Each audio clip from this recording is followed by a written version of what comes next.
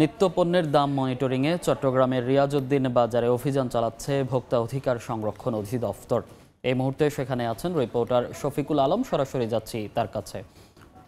শফিক, ডিমের বাজার ভোক্তার নিয়ন্ত্রণের বাইরে চলে যাওয়ায় কিন্তু লাগামহীনভাবে বাড়তে থাকায় কিন্তু জাতীয় ভোক্তা অধিকার সংরক্ষণ অধিদপ্তরের পক্ষ থেকে কিন্তু চট্টগ্রামের যে রিয়াজউদ্দিন বাজার রয়েছে সেই রিয়াজউদ্দিন বাজারে বিভিন্ন আড়তে কিন্তু অভিযান শুরু করেছে জাতীয় ভোক্তা অধিকার সংরক্ষণ অধিদপ্তর। আপনি হয়তো দেখতে পাচ্ছেন সেখানে আমরা যেটি দেখেছি এটি জাতীয় ভোক্তা অধিকার সংরক্ষণ অধিদপ্তরের একজন গোপনীয় একজন মানুষকে পাঠিয়ে কিন্তু ডিমের বাজার দর তদারকি করেছে। সেই ক্ষেত্রে তারা প্রতি হালি ৮০ টাকা, অর্থাৎ এক ডজন ১৮০ টাকা করে তারা চাচ্ছিল, প্রতি হালি ৬০ টাকা করে।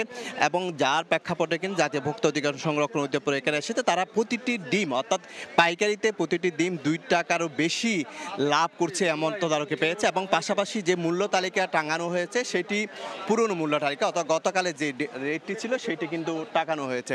তো এই মুহূর্তে কিন্তু জাতীয় ভোক্তা অধিকার সংরক্ষণ অধিদপ্তরের অভিযান চলছে।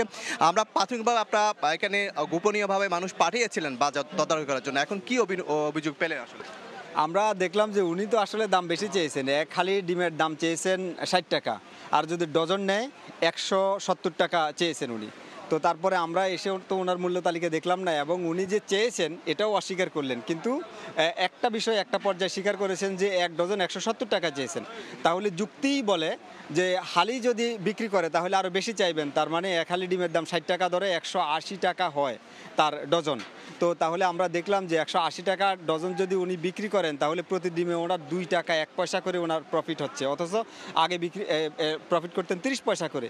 তো এই বিষয়টাই আমরা ওনাকে ধন্যবাদ আপনাকে। আপনি যেটি আমরা আসলে অভিযান যেটি দেখলাম, আসলে যে প্রতিটি পাইকারিতে যদি প্রতি ডিম ১ টাকা বা ২০ পয়সা থেকে বেশি, ২ টাকা ২০ পয়সা থেকে বেশি লাভ করা হয়, তাহলে খুচরায় গিয়ে সেটি কীরকম হচ্ছে, অর্থাৎ যে কারসাজি হচ্ছে সেটি কিন্তু জাতীয় ভোক্তা অধিকার সংরক্ষণ অধিদপ্তর বলছে যে ডিমের দামের বেশি নেওয়া হচ্ছে।